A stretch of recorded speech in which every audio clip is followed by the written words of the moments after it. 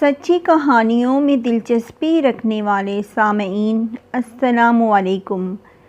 آج کی میری کہانی معاشرے میں موجود ان دھوکے باز افراد کی نشاندہی کرتی ہے جو معصوم لوگوں کو دھوکہ دیتے ہیں، اور ان والدین کے لیے نصیحت آموز ہے جو اپنی اولادوں کی شادیاں عجلت میں بغیر چھان بین کے کر دیتے ہیں۔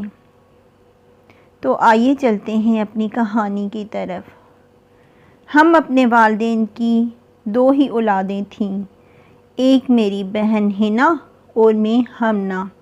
ہمارے والد کا اچھا کاروبار تھا اور ہم ایک کھاتے پیتے گھرانے سے تعلق رکھتے تھے۔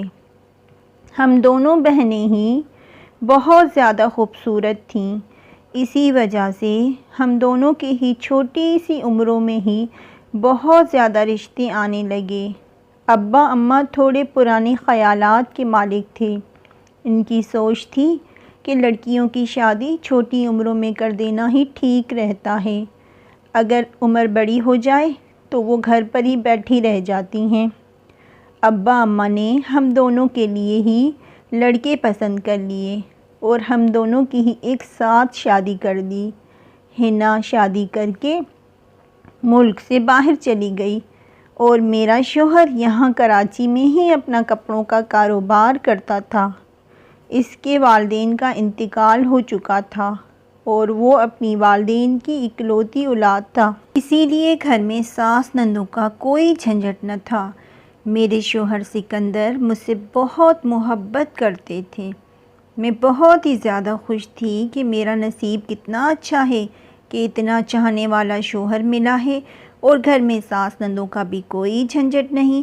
زندگی بہت اچھی گزر رہی تھی کہ شادی کے کچھ دنوں کے بعد ہی میں نے محسوس کیا کہ میرا شوہر ہمیشہ میلے اور گندے کپڑوں میں ہی رہتا ہے، حالانکہ اس کے پاس بہت سارے کپڑے ہیں، مگر وہ 2-3 جوڑوں کے علاوہ دوسرے کپڑے پہنتا ہی نہیں۔ ہماری شادی نئی نئی تھی، اسی وجہ سے میں نے انہیں کچھ بھی کہنا مناسب نہ سمجھا کہ کہیں وہ ناراض نہ ہو جائیں۔ میں میکے اپنے شوہر کے ساتھ ہی جاتی تھی، وہ میرے ساتھ اندر چلتے، اماں ابا سے ملتے، اس کے بعد چلے جاتے۔ آج جب وہ مجھے میکے چھوڑنے گئے تو ابو گھر پر نہ تھے، امی اکیلی ہی تھیں۔ انہوں نے امی کے ساتھ سلام دعا کی اور اس کے بعد وہ چلے گئے۔ سکندر کے جانے کے بعد امی مجھ پر برس پڑیں۔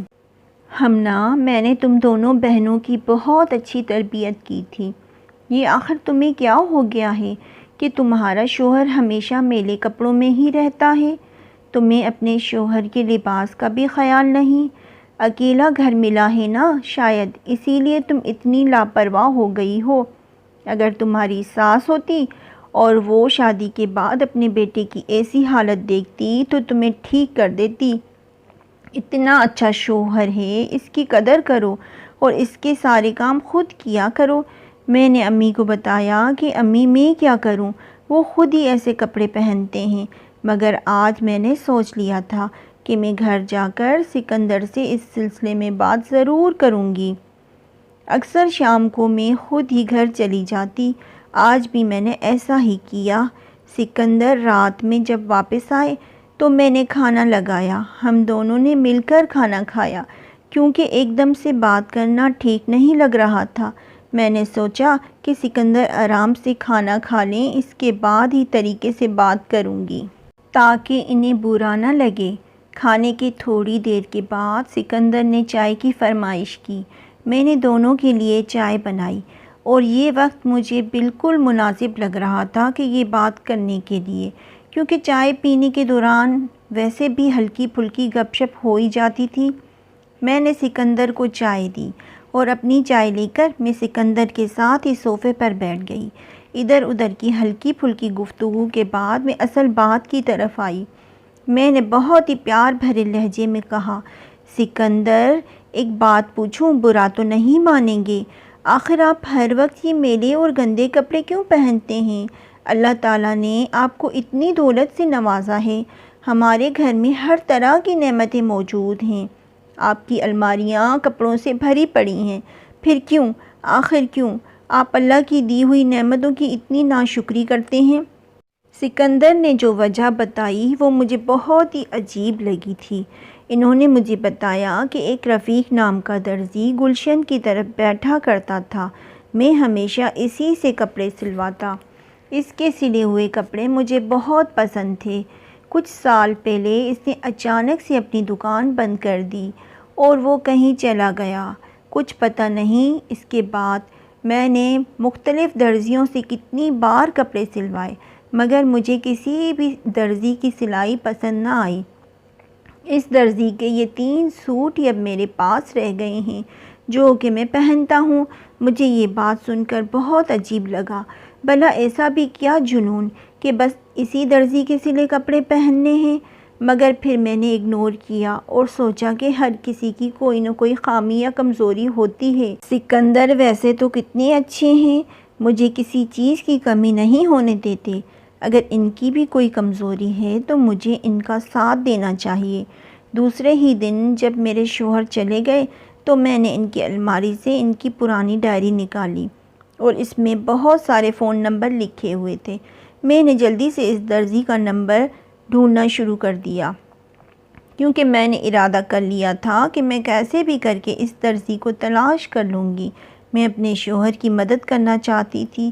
میں نے سوچ لیا تھا کہ میں انہیں کسی طرح سے بھی ان 3 جوڑوں میں اپنی بقایا زندگی گزارنے نہیں دوں گی۔ میری نیت اچھی تھی، اسی لیے مجھے رفیق درزی کا نمبر مل گیا۔ میں نے ڈرتے ڈرتے اپنے فون سے نمبر ڈائل کیا، کیونکہ مجھے یہ ڈر تھا کہ اتنے سال پرانا نمبر ہے، کہیں انہوں نے اپنا نمبر چینج نہ کر دیا ہو۔ کال ریسیو ہوتے ہی میں نے ڈرتے ہوئے کہا، ہیلو، کیا آپ رفیق درزی بات کر رہے ہیں؟ دوسری طرف سے آواز آئی، جی ہاں، میں رفیق درزی بات کر رہا ہوں۔ میں نے ان سے پوچھا کہ کیا وہ اب سلائی کا کام نہیں کرتے؟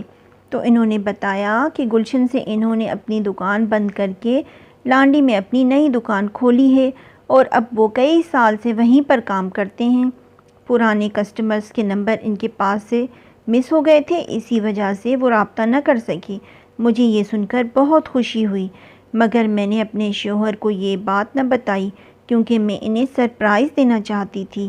دوسرے دن ہی میں نے اپنے شوہر کے گھر سے جاتے ہی بازار چلی گئی اور وہاں سے میں نے بہت اچھی کلرز کے 10 سوٹ خرید لیے اور ٹیکسی میں بیٹھ کر سیدھا اس درزی کے بتائے ہوئے پتے پر پہنچ گئی اور میں نے انہیں ڈبل سلائی کی آفر کی کہ مجھے یہ سوٹ جلدی سے سی دیں، کیونکہ میں اپنے شوہر کو یہ سرپرائز دینے کے لیے مری جا رہی تھی۔